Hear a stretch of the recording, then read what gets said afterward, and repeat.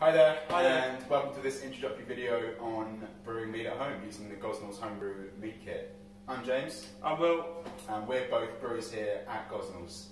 What we're going to do in this video is just step by step take you through the process of brewing mead at home, which is super simple. How simple is it? Well, It's scale of 10. I wouldn't say super. Like a 1. 1? Okay. Like simplistic 1. Great. If you can make a cup of tea, you can make a bottle of mead. So what is mead? Mead is just honey and water mixed together, and then adding yeast at the end to ferment the sugars into alcohol. Oldest alcoholic beverage known to man, and it's seeing quite a big resurgence at the moment.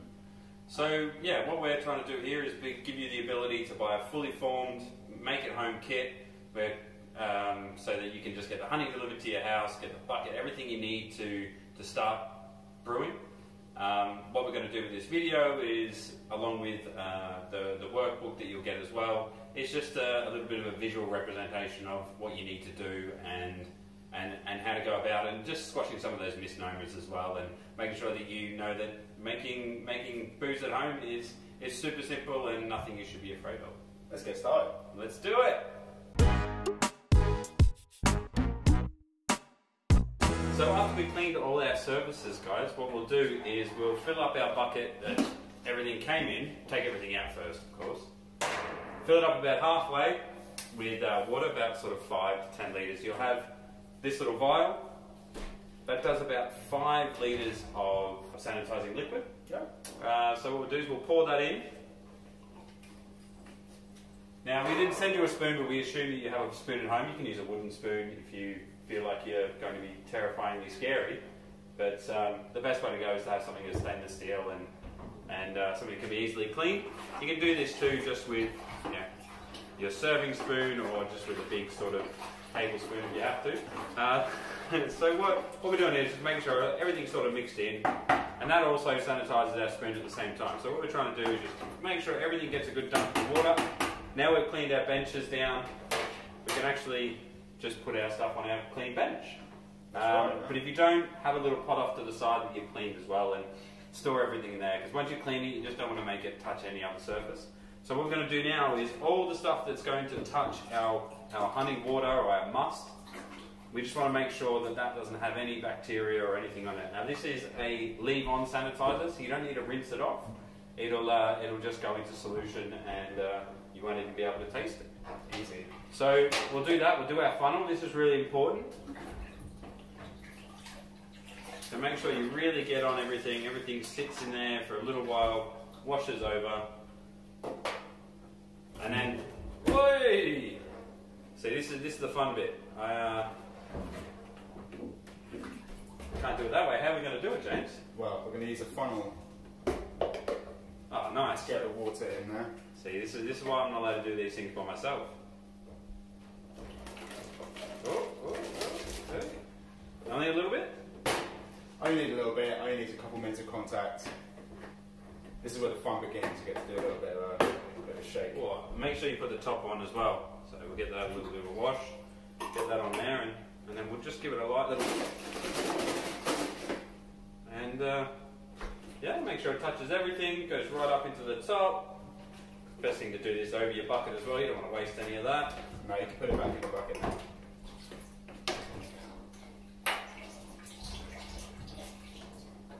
Yeah, well, I didn't think that was going to work.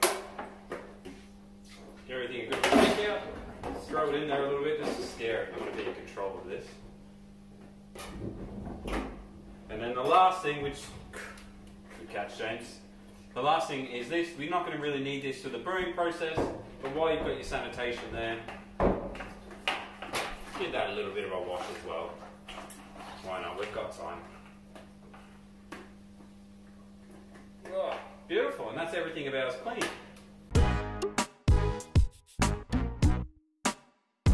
We're now to the fun part of the mead making process. As we know as brewers, 90% of what we do is cleaning, the other 10% is making delicious mead. So now comes the 10% part. So we're going to start with some hot water.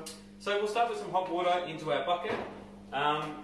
We recommend to put in about 4.5 litres We've got a 5 litre container, which needs a little bit of space just to leave for, for headspace, as we call it. So when the yeast starts chewing through the sugars, especially at the start, it'll produce a little bit of foam. So you just want to make sure that you don't have your FE foaming over. It's also good that we're using hot water as well, because that will help dissolve the honey, and it will also help sterilise the honey as well. Yeah, so when you're brewing with especially raw honey, it'll have a lot of yeast and bacteria inside, so if you make sure your water's hot enough, that'll pasteurise out and kill all the baddies. Bugs, yeah. Pour that straight in. It's 2 litres. Just whilst Will's doing that, I'm going to pour in our DAP and TA we talked about earlier. This is just going to be extra food for the yeast and help it along, give it a nice healthy environment to ferment the sugars in. Just straight like that, the whole thing, and that will mix that in with the honey.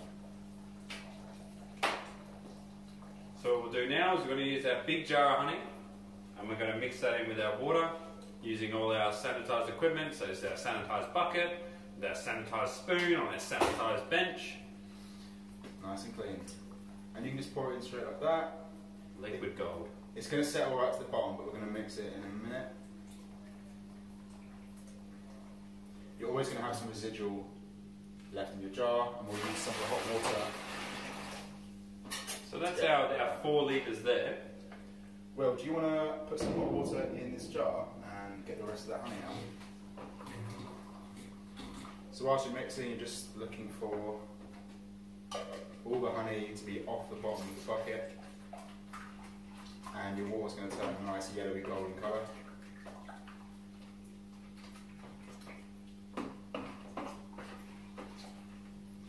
Beautiful.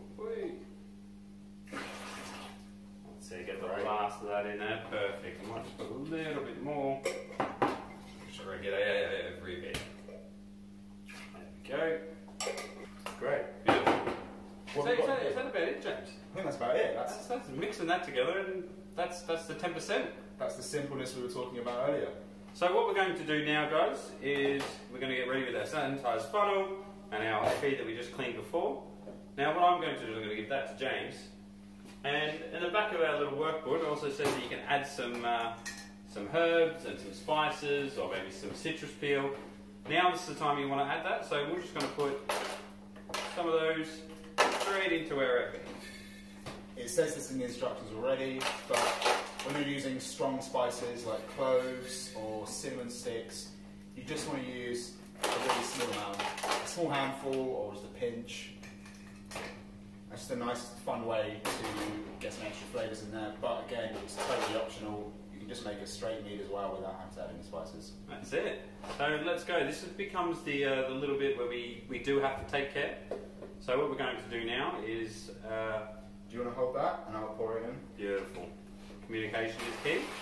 This is why it's really good to have a brewing buddy with you. I want to be really careful as I'm pouring this in because the liquid's still quite hot.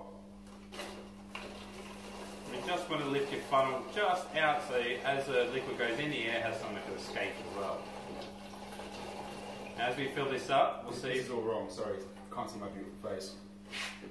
I was just saying that if we don't fully fill up our FE, I wouldn't worry too much. We can always just add a little bit more at the end. It's one of those things about brewing where you need to be precise, but it's not the end of the world if you're not. Look at that beautiful red colour. And that's coming from the hibiscus, isn't it, James? Yeah. Tell you what, it's almost like we do this for a living, James. That's not bad at all. Put that back into our bucket. We'll get our little top on there. And what we're going to do now is, James, if you want to, there's a little cup over there. If you want to get a little bit of water in that cup for me, we can seal this bad boy up.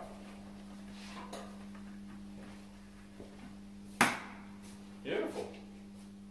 Now we can use... You can just use water to put in the bubbler. Just to create that seal. Because what happens now is our mead is relatively warm, a little bit too warm to add our yeast into it. So what we're going to do now is put this away for 24 hours to get to room temperature. If you want, you can cool it down running it under your tap if you don't want to wait. But yeah, so that's the process of mixing honey and water and adding a little bit of viscous for colour and fun. God, that was easy, wasn't it? That was too easy, jokes.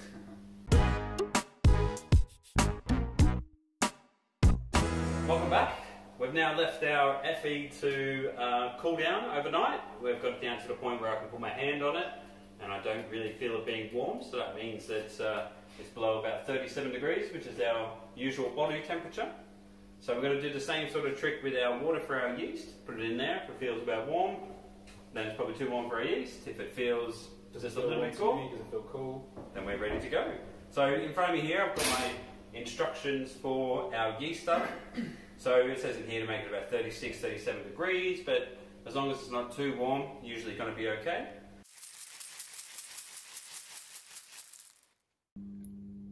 As you can see, our yeast is just starting to get a little furry around the edges. So as you can see, we've got a little bit of fuzz growing around the edges there. That's just the yeast starting to become rehydrated. So what we want to do now is just make sure that we flick some water. Don't disturb the yeast too much, just so everything's got a bit of water on the top. And then what we'll do is we'll wait another 5 minutes and we'll come back. So we waited another 5 minutes there, so all our yeast is nice and hydrated. So what we're going to do now with our sterilised spoon is just mix it all into solution a little bit. You don't need to go too hard. I want you to see it go nice and creamy like that.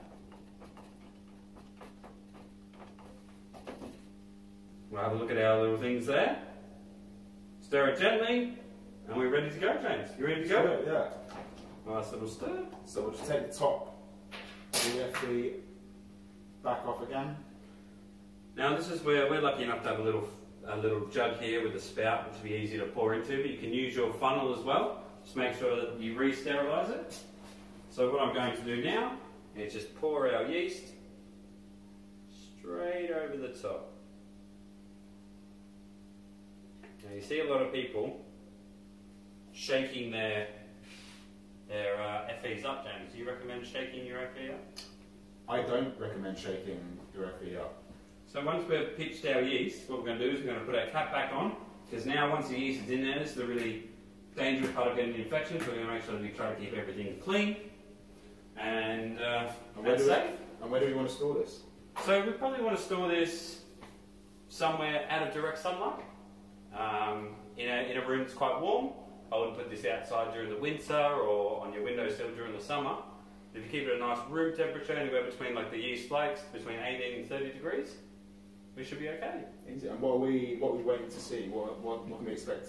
So what's going to happen, once this yeast starts to chew through the sugars, the first thing you're going to see is just a few little bubbles coming up the side, and you'll know that your fermentation has really kicked off when you start seeing the CO2 that the yeast is producing while eating the sugar. You'll start seeing this bubble, and then you know that mead is on its way. And then how do we know that the fermentation's finished? So what will usually happen as the fermentation starts, the bubbles will start increasing from 1 every 5 seconds to 1 every 1 or 2 seconds. And then after about a week, that'll start to slow down. And once you sort of see that bubble go 1 every 5 seconds, then you know that mead's ready to drink. And does that mean that all the sugar in the fermentation has been... Yeah, so that's what ends up making it slow down. Once the yeast has chewed through all the sugar that it can, the fermentation will slow down. Right.